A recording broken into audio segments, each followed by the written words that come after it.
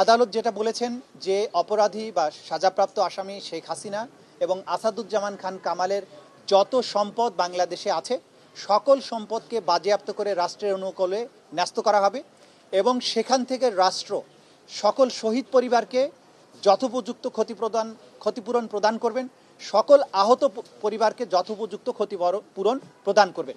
এটা হচ্ছে ক্ষতিপূরণের ব্যাপারে আদেশ। আর একটা অবজারভেশন তারা দিয়েছেন যে আওয়ামী লীগ এবং 14 দলীয় জোট যুবলীগ তাদের ব্যাপারে তারা যে একটা সন্ত্রাসী বা ক্রিমিনাল অর্গানাইজেশন, এইটা প্রসিকিউশনের পক্ষ থেকে সাবমিশন ছিল। আদালত বলেছেন এইটি যেহেতু আজকের এই মামলার বিচার্য বিষয় নয়, সেই ব্যাপারে তারা কোনো অবজারভেশন দেয়া থেকে বিরত থাকছেন।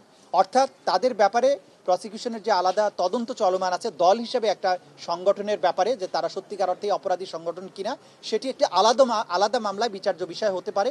এই মামলাতে যেহেতু কোনো দল পক্ষ নয় বা আসামি হিসেবে সম্পৃক্ত করা হয়নি, সেই ব্যাপারে আদালত দলীয়ভাবে কারো বিরুদ্ধে কোনো অবজারভেশন দেয়া থেকে বিরত থেকেছেন। যে আমরা ইতিমধ্যেই বলেছি যে দুজন আসামি পলাতক রয়েছেন তাদেরকে ফিরিয়ে আনার ব্যাপারে রাষ্ট্র দুই ধরনের পদক্ষেপ নিতে পারেন।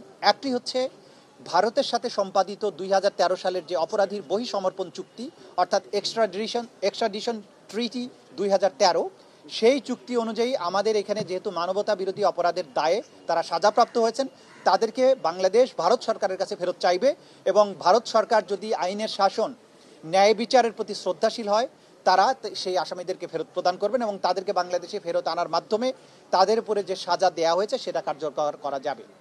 দ্বিতীয় যে প্রক্রিয়া আছে সেটি হচ্ছে যে ইন্টারপোলের মাধ্যমে, যেহেতু একটি বাংলাদেশের একটা ট্রাইব্যুনাল থেকে উপযুক্ত আদালতের থেকে তাদের মৃত্যুদণ্ড প্রদান করা হয়েছে, তাদেরকে ইন্টারপোলের মাধ্যমে গ্রেপ্তার করে বাংলাদেশে এনে সেই সাজা কার্যকর করা যেতে পারে।